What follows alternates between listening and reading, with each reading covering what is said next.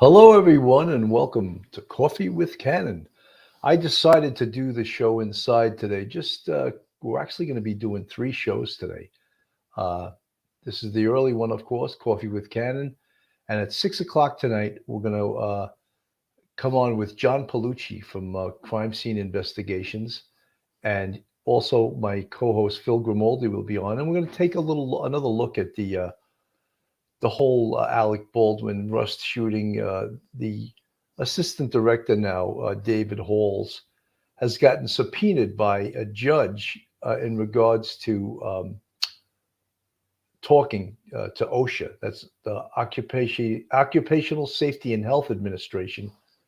They check out workplaces, and obviously the movie Rust was a workplace, so they're going to interview him as to what occurred. Because if you're following this case at all, and it's not unusual whenever someone tries to try a case in the media. Hello to Mackenzie. Hello, Joe Kane is 1084. Joe Kane, Finest Financial, my buddy and my accountant, keeping me safe throughout the years. Ruth Ann Griffin, hello. Mickey V. I don't know if you guys watched the show last night. Last night's show with retired NYPD Special Victims Detective John Beza had such potential to be great, but we ran into so many damn technical problems. An hour before the show, he called me up and said he couldn't upload Google Chrome to his computer because his computer was full, and he didn't know how to do it. He didn't know how to empty it. So I said, try your phone. The phone was just a disaster, and I would love to have him back on because he's such a great investigator, and potentially the show could have been great, but we had a lot of sound issues. He couldn't hear us, all that kind of stuff. When that happens, you just feel so damn helpless. But we'll have him back on, and we'll do that again because I think he's a great, great guest. Amanda Simpson, how are you? Turtle Runner, I like that. I like that. Hugo Stiglitz, still a good show. Thank you very much. We tried to salvage it, even though it was really, really tough.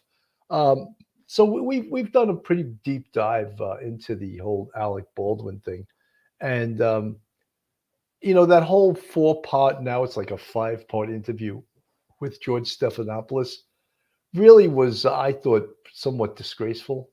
It was just all about him clearing himself, him making alibis, him not taking responsibility. George Stephanopoulos, I call him George Snuffleupagus, throwing him not softball questions, actually beach ball size questions that were just so pathetic. It was just almost like an infomercial for Alec Baldwin. So the assistant director, David Halls, early on in the investigation, I believe his attorney said that he handed the firearm to Alec Baldwin. Now she's changing up. And one of the things about investigation is usually the most reliable information is obtained immediately after the event occurred. And that's why police have to interview very much in depth. They need to check the veracity of the statements against other statements. And that's how they somehow get the truth. I'm going to play a little bit of David Halls, his attorney. This was early on in the investigation, I believe like late October. She made some of these little statements. According to Fox News, Lisa Tarraco, Hall's lawyer, Martha McCallum. This tragedy is overwhelming to all of us, and it's deeply saddening to my client. As previously reported by investigators, Lisa asserted that Halls was not involved in the shooting that day. Lisa Tarraco initially stated that this idea my client grabbed the gun and handed it to Baldwin absolutely did not happen. She later backtracked and avoided questions about whether Halls handed the gun to Baldwin, despite McCallum asking whether Halls doesn't know if he handed the gun to Alec Baldwin. Tarraco said the weapon had been brought in by the armorer. He unlocks the firearm and finds that Halls did not have the ammunition loaded. While McCallum persisted in learning more about Hall's participation in the case, his lawyer refused to give her a definitive response. Tarraco's statement was left unanswered by the detectives. She and her team also questioned a second crew member, whom Tarraco referred to as he, and claimed to have checked the pistol, but Tarraco did not provide any other information on their identification. Authorities have previously said that the pistol was touched by just 4 people before the shooting: Halls, Baldwin, armorer Hannah Gutierrez-Reed, and prop master Sarah Zachary. In response to a follow-up question, the lawyer claimed she had spoken to crew workers who remembered Gutierrez-Reed handing Baldwin the weapon, while others remembered seeing Halls deliver it to the actor after Gutierrez-Reed herself had transferred it to him. Lisa added that it doesn't matter if Halls delivered the pistol to the Oscar nominee because checking the gun was not the assistant director's responsibility. According to a Hollywood prop master, these responsibilities fall to the assistant director and armorer. She also declined to comment on whether Halls had previously been involved in a gun-related incident in the year 2019. It's also particularly hard for Halls because he's overwhelmed with grief, and now that he's being investigated, people are starting to throw fingers at him, and it's overwhelming, Taraco added. Earlier, authorities stated Baldwin, armorer Gutierrez-Reed, and prop master Zachary were among the 4 persons who handled the rifle on the day of the incident. For example, Hall recently confessed to making mistakes in gun safety while speaking with investigators and stated that he checks the barrel for blockages and that, most of the time, there's no live fire. It's common on set to refer to a gun as a cold gun to indicate that it's empty of live ammunition. Hall said in an affidavit that he only saw 3 rounds of the pistol and it was first shown to him by armorer Hannah Gutierrez before they resumed training after a lunch break. He acknowledged that he should have checked them all, but he didn't, and he had no recollection of whether Hannah had spun the drum or not.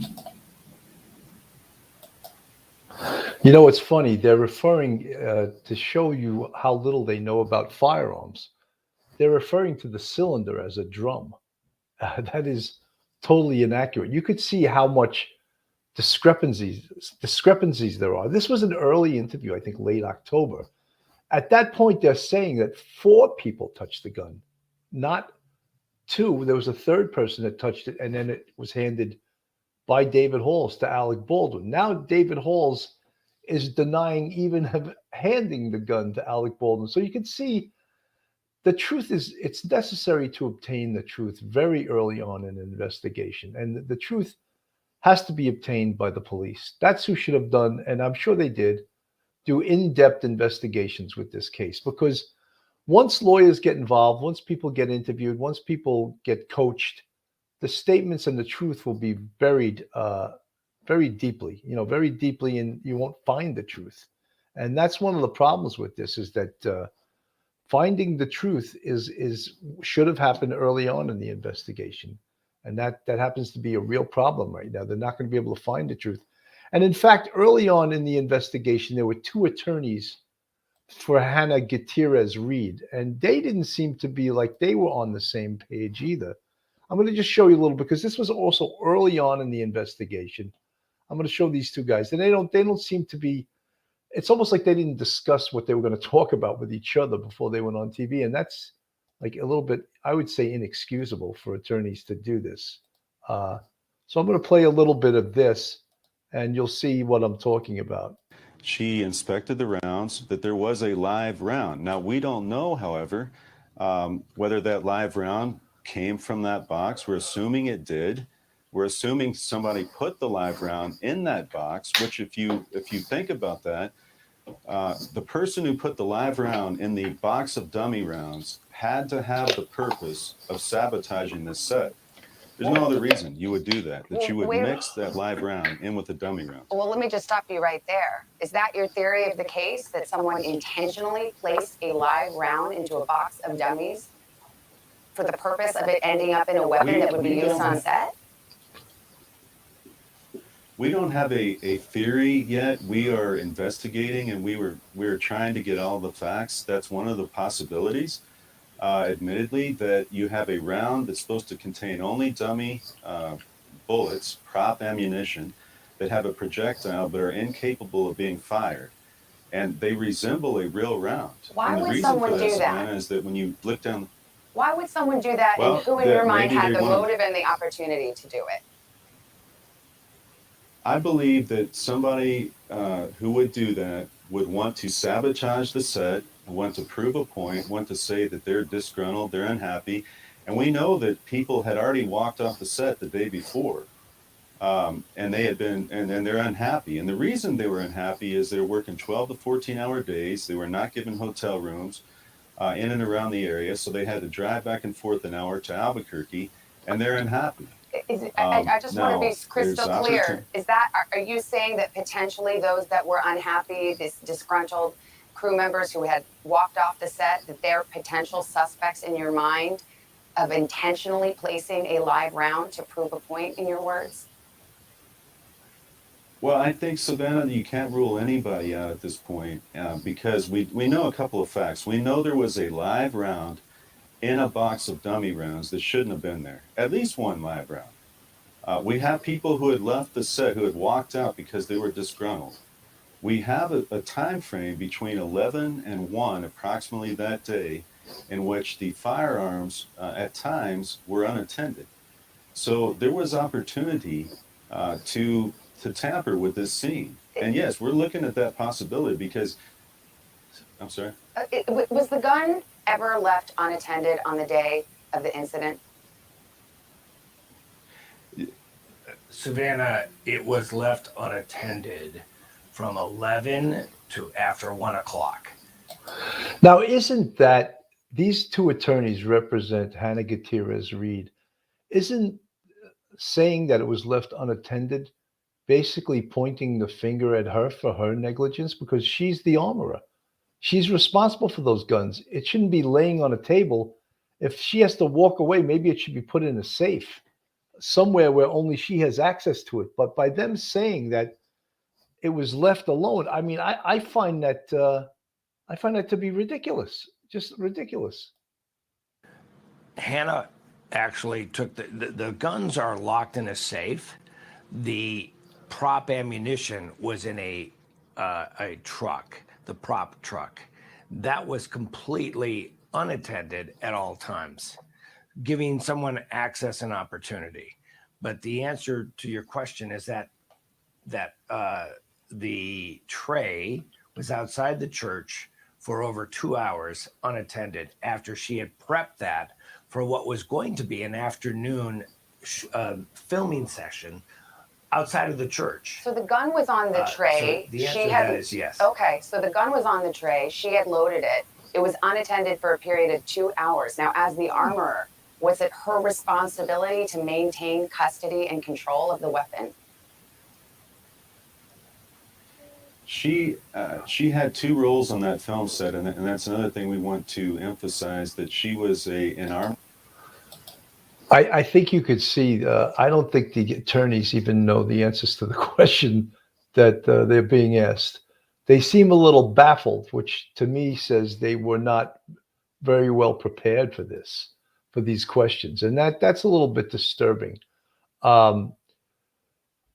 David Halls, who you see is on the screen right now, he's changing up his story right now. I think he wanted to be almost like in solidarity with Alec Baldwin in saying that he knows Alec Baldwin didn't pull the trigger, which, I mean, how he could say that is beyond me, because to have an unimpeded look at Alec's hand, he would have to be on his right side and he'd have to be looking at his right hand and you'd have to see the finger along the trigger guard.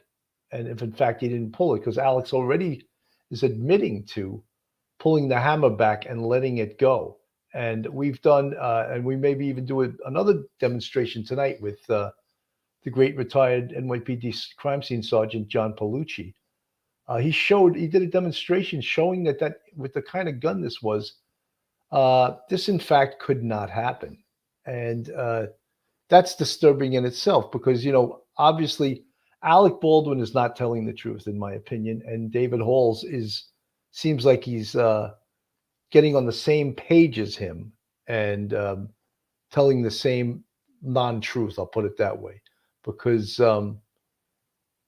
obviously for the gun to go off, he had to have pulled the trigger. And it's disturbing that he can now say,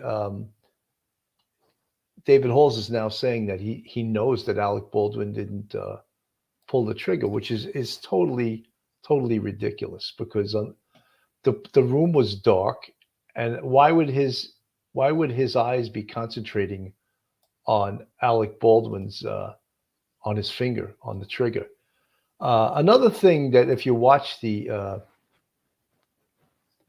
interview, another thing that was totally unbelievable was that Alec Baldwin never pulled the trigger and he never pointed the gun at her. And that I find to be ridiculous too. And even to the point where after the shot went off, his testimony or his statement to George Snuffleupagus there, who was throwing him beach ball questions, his statement was that he didn't know what happened. He didn't know that she was shot. He thought that she fainted. I mean, how ridiculous is that? He thought that she fainted. You didn't hear the loud boom? You didn't hear that? I mean, are you kidding me? And we're supposed to believe that you didn't hear the loud boom that everyone else heard? How about Joel Souza screaming in pain that he was shot in the shoulder with the same round that was used to kill Helena Hutchins? I mean, how could you act like? And then you were standing over her for 1 minute. How ridiculous do you think? You know, I don't like to always criticize people, but this is a guy who's very judgmental about everyone else on this earth. And now he's being judged, and he'll see, maybe he would regret some of his past actions. Not that this is neither here nor there with that, but just, it's what he's saying does not make any sense whatsoever. Tonight, the movie star who held that gun. Hollywood star Alec Baldwin firing a prop gun. That killed the director of photography, injured the director. Alec Baldwin speaking exclusively for the first time after that fatal shooting, only to George Stephanopoulos. The big question, and the one you must have asked yourself 1,000 times, how could this have happened? We have 2 injuries from the movie gun shot. We need help immediately. The interview, his answers, what everyone's been waiting for. There's only one question to be resolved, only one. That is, where did the live round come? No, there's lots more questions, Alec. There's lots more questions. Why did you pull the trigger and point at Helena Hutchins? There's not just one question. It's not just who put the live round in. It's why did you point the gun and pull the trigger? That's the question. You are ultimately responsible for this, even though you choose to take zero responsibility. You believe the set was sabotaged? A movie set of a church for a film called Rust, now surrounded by crime scene tape. It wasn't in the script for the trigger to be pulled. Well, the trigger wasn't pulled. I didn't pull the trigger. Why did you choose not to check the gun yourself? And what of Helena Hutchins, the woman whose life was taken? She was someone who was loved by everyone who worked with and admired. Now, Alec Baldwin. Nothing off limits. You described it as a 1 in a trillion shot, and the gun was in your hand. Do you feel guilt?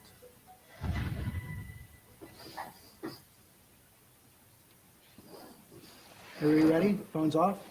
Phones are off. Question, and the one you must have asked yourself 1,000 times. How could this have happened? Well, there's 2 things I want to say about that. One is that when I talk about this, my concern is that I don't sound like I'm the victim. Because there is a victim. There's a woman who died, and my friend got shot. He's my friend. And she was a new friend. I met her. I question also Joel Souza, the movie director, screenwriter. Alec Baldwin claims he's his friend. Now that he's shot in the shoulder and maybe, his physical condition will be altered for the rest of his life, how much of a friend do you think he's still going to be to Alec Baldwin? You think they're going to still remain friends? I think not. So all of this "he's my friend" type of stuff is going to go away once the multi-million-dollar civil lawsuit is filed against Alec Baldwin by Joel Souza for wrongful assault. And we worked together on some of the mapping out of what we're going to do on the film, which, in the movie terms, if you go make a movie with Scorsese, you and the DP don't sit down and they solicit your ideas of how to make the film. You know what I mean? In the case of Helena, we sat down collaboratively and talked a lot about what we wanted to do in that a precious amount of time we had. But I want to make sure that I don't come across like I'm the victim, because we have 2 victims here. And the second thing is that all of what happened on that day leading up to this event was precipitated on one idea, and that is that Helena and I had something profound in common. And that is, we both assumed the gun was empty, other than those, dummy rounds. I want to get into more detail on the day in a minute, but let's take a step back. What was it that drew you to this project in the first place, to Rust? I'd worked on a project with Joel before. Joel Souza, the director. Right. He did this movie Crown Vic that I produced, and Joel and I stayed in touch. We're friends, and I loved Rust. He said, "I want to send you this," and I read it, and I said, "I love it. I love it." Rust, a low-budget web spoke to the Voices of the West podcast about working as lead armorer for An hour and a half shooting the pistol, her giving me all her safety instructions. Did you think she was up to the job? I assumed because she was there and she was hired, she was up for the job. And I just like to say that we've all learned from the time we were kids that the word assume. We all know the acronym. Assume is to make an ass of you and me. And when you assume, you put trust in other people that perhaps aren't trustworthy. So I was taught from a young age that you never, ever assume. And here's this Hollywood superstar who's very, very judgmental about other people's actions. And now he's assuming these things. So I just wanted to point that out. I think we all know, we've all been taught that from young kids. Do never assume, because you make an ass of you and me. And that's the acronym for it. nothing she did raised any red flags with you? No. This training course you do, what did she tell you? She said things like, "Remember, this is a blank round, so you have to create the discharge yourself because there's no projectile. So if you shot the gun, you go bang. When we roll the camera, you got to go bang and have the gun snap back. You have to create that." She would give you little tips about firing, and she'd say to you, "When we're done, point the gun down. When we're done, you give the gun to me or to Halls, only those two people." Dave Halls was Rust's assistant director, also known as the first AD. Seen here in this IMDb photo, he was responsible for keeping the production on schedule. Sometimes we would be on a set that was a very, very cramped set, and they wanted people in that room on an as-needed basis. If I'm holding the gun and they say cut, I then hand the gun to Halls if she's not there. Yeah, why Halls, not hand iron? Some people have said that only the armorer should be handling. No. That's inaccurate. Meaning in the protocols of the business, meaning Hannah would to hand me the gun 99% of the time. Apparently, and we've spoken to many people in the business. What George Snuffleupagus said there was that only the armorer should hand you the gun, and that apparently is procedure. And no matter what Alec Baldwin is saying there, he's trying to change the rules or make them fast and loose for this low-budget film. But in fact, the rules, if you speak to anyone that works in this business, the rules are that only the armorer should hand it to you. So he could say, "Oh, no," all he wants. But you can't change the rules just because you're Alec Baldwin. And that happens to be a fact. Whatever, the preponderance of the time. But when we would say cut, if Hannah was away from the set, I would hand Halls the gun. Hannah Gutierrez-Reed had a dual role on set, armorer, and she was also the assistant prop master for the film. One of the things her attorney has said is that she was hired for two positions. Shooting a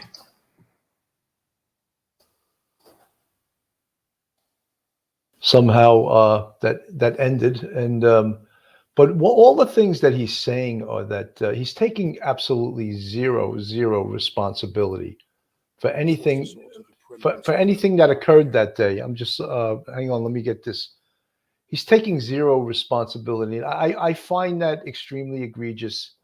And one of the worst things he said in this whole 4-part interview with George Snuffleupagus there was that and the only tough question maybe that I'll use his correct name, George Stephanopoulos, asked was, do you feel guilty at all? And he felt absolutely zero guilt for this. And I find that to be outrageous. I think Phil used the analogy, if someone cut the brake lines of my car and I drove out of my driveway and I ran over a kid on a bicycle, even though I didn't cut the brake lines of my car, I was driving the car, I'd still feel guilty about what actually occurred. And so for him to say that he feels no guilt, I think says a lot about who he is. And let me just play a little bit of this video. In my opinion, they didn't take enough time in doing that. I would have wanted to have interview all three of those players much longer than an hour and a half. And in fact, once I was satisfied with their statements, I would want to cross-check their statements against the statements of other people that were interviewed.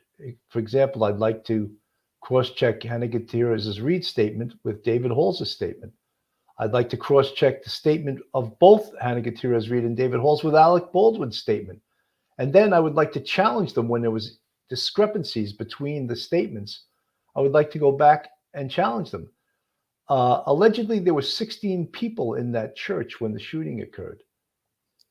I would like all of them to be interviewed and all of those statements cross-checked before we let anyone leave.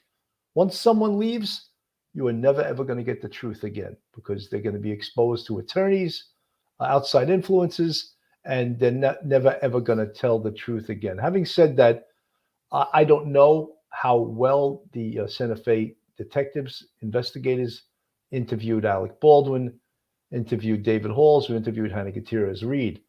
As I said, in my experience, being in the detective bureau for 16 years, homicide for 10, I don't think an hour and a half is, in a situation like this where there's a fatality, that's not long enough time to interview the significant players. I think you need a lot more time than that.